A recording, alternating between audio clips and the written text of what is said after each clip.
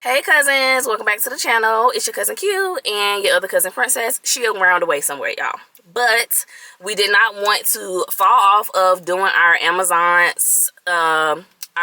seller series that we've been doing, like answering frequently asked questions that we get all the time on our social media platforms, and also sometimes even on here on YouTube. So one of the questions that we often get is do you guys storefront stalk? So we're not gonna make this video long because these aren't even made to be long. Y'all know these are short and straight to the point.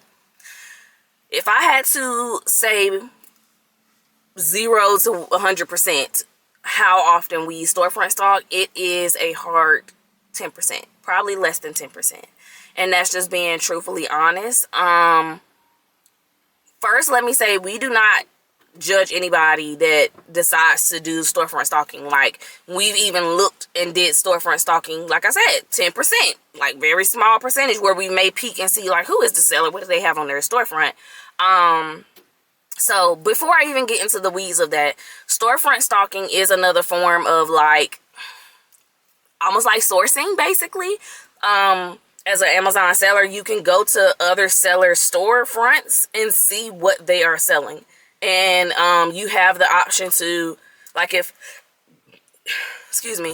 you have sellers amp, you have the option to like click on the Google icon and see like where it's selling at, if it's on sale somewhere, or look at the actual listing on Amazon. Like, it is an option and a way to, like, pretty much you're storefront stalking another seller to see what they're selling, to see if you can benefit from it as well. The downside with doing that is you may not be able to find that item at the same price as that person. And just because you say, oh, click the Google icon, it might pull up the item for $20 and they selling it for $20. That means they got it discounted from somewhere. So that's one of the cons to it, to us.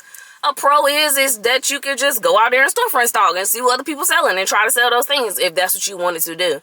The other thing to keep in mind, at least for us, the way that we like to teach our cousins is don't start with storefront stalking. Like, if you want to storefront stalk, then cool, but don't start with that, only because it's like, if something ever happened, you want to be able to sustain your business on your own. Like, you don't want to be dependent upon storefront stalking another seller to be able to sell. You want to learn how to read keeper charts. You want to learn how to read seller's amp.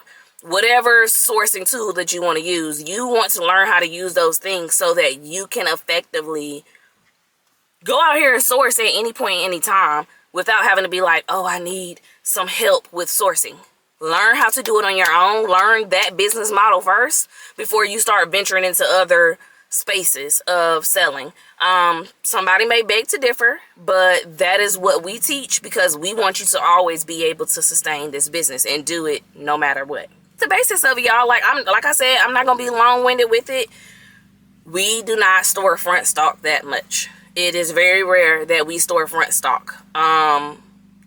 Again, totally up to you. If you choose that you want to do that, be my guest, do it. But at the same time, know that that should not be your main source of sourcing. That should not be your main way of selling on Amazon, by piggybacking off of what other sellers are doing. It can be a nice tool to use to be able to see what's out there, or even find something that's profitable. Fine, cool.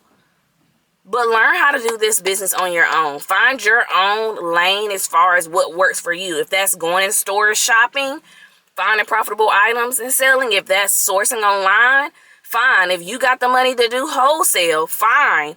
But let the storefront stalking be like an afterthought. And I think that that's kind of how we carry it. Like, it's very much a afterthought. It is not our first line of defense. It's not something that we do on a regular basis. Okay?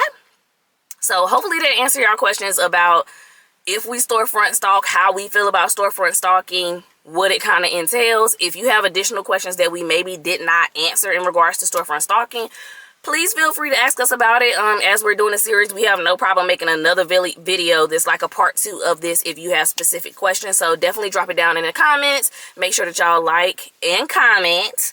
And let us know what other questions that you might have. Like maybe it'll be a part of our series that we're doing right now. So yeah, guys, until next time, talk to y'all later. Bye.